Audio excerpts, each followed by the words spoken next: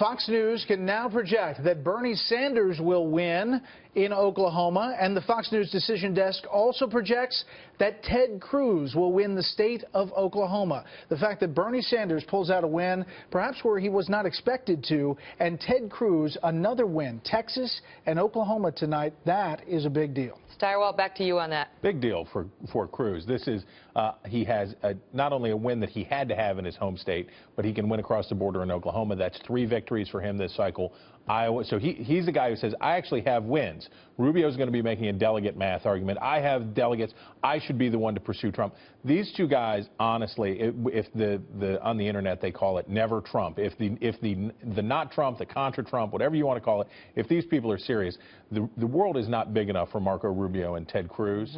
And Cruz is going to have a lot of strength in his argument, a lot of data to back up his argument, say 3 wins, so far 0. What Ted Cruz does not have going for him, Howie, is the media. Because you look at a lot of the media, they love Trump. And a lot of the media, they like Marco Rubio. There's not a whole lot in the media who seem to be pushing for Ted Cruz. And maybe that's a reflection of the fact that a lot of the folks in the Senate don't seem to love Ted Cruz. He says that's because he's had sharp elbows there for his term there.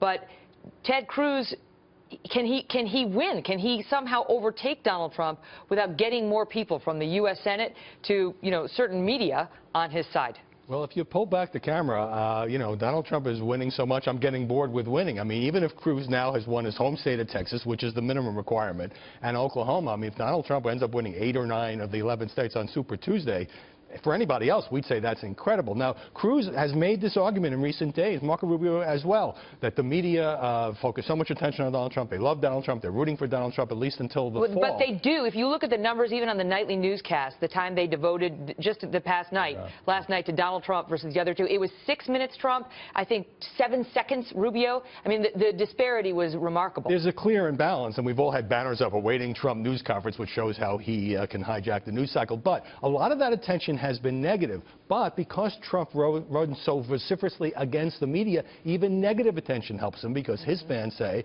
the media is just part of the establishment, political establishment. We like the fact that he pushes back, talks about, for example, loosening the libel laws to make it easier to sue news organizations. So Senator Cruz, I guess, has a point, and now he's got a talking point with at least 1 state outside of his home state. But it's still an uphill battle, and the establishment is apoplectic now about Trump. Well, because you can see, Chris, that some of these establishment Republicans, who are they going to choose? If their choice is Trump versus Cruz, what we've been told is they don't really like either of these guys. But they'll take Trump. And that is the union. So the Republican Party, we talk about it. Other outlets hype it up every time. The Republican Party is going to break up. It's going to fracture. It's going to break. It's over. This time, the fault lines are getting clear. The Republican establishment would probably swing in behind Donald Trump, figuring he's a deal maker, and just try to accommodate the situation.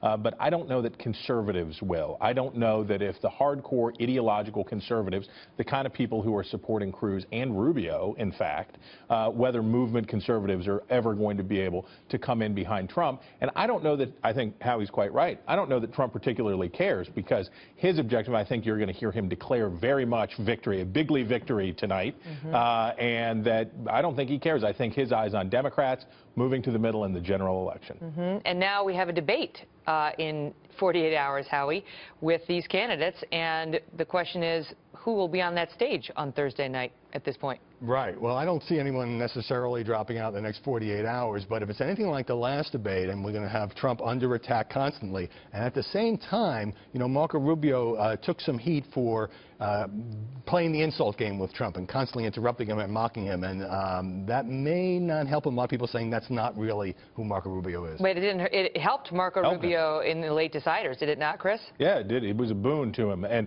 the funny thing, the Republicans contracted their election calendar this time, so they didn't have something crazy happen. Yeah. How'd that work out? Happen. Well, guess what? They protected their front runner, except they didn't know it was going to be Donald Trump. Something crazy did happen. Great to see you both. You bet.